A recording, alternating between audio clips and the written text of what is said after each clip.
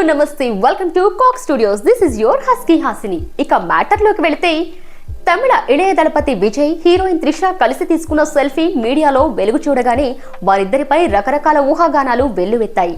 కొద్ది కాలంగా డేటింగ్ చేస్తున్న వారిద్దరూ సహజీవనం చేస్తున్నారనే వార్తలు వైరల్ అవుతున్నాయి.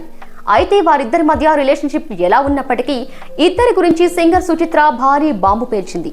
ఆమె తాజాగా చేసిన కామెంట్స్ ఏంటో ఇప్పుడు చూద్దాం. ఇటీవల 50వ పుట్టినరోజు జరుపుకున్న విజయ్ త్రిషతో కలిసి పార్టీ చేసుకున్నారు. ఆ సమయంలోనే వారిద్దరూ లిఫ్ట్ లో దిగిన ఫోటో బయటకొచ్చింది. ఆ ఫోటో వెనుక చాలా పెద్ద కథ ఉంది.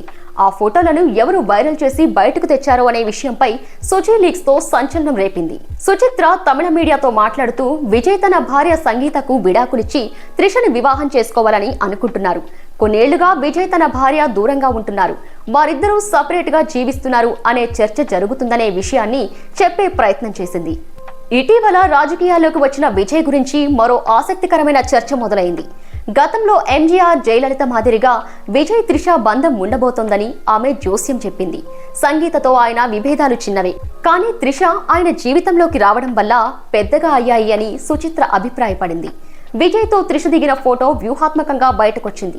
దాంతో వారిద్దరి రిలేషన్ ఎస్టాబ్లిష్ చేసే ప్రయత్నంలో అది బయటకొచ్చింది. వారు ఫోటో రిలీజ్ చేసిన ఉద్దేశం కూడా నెరవేరింది.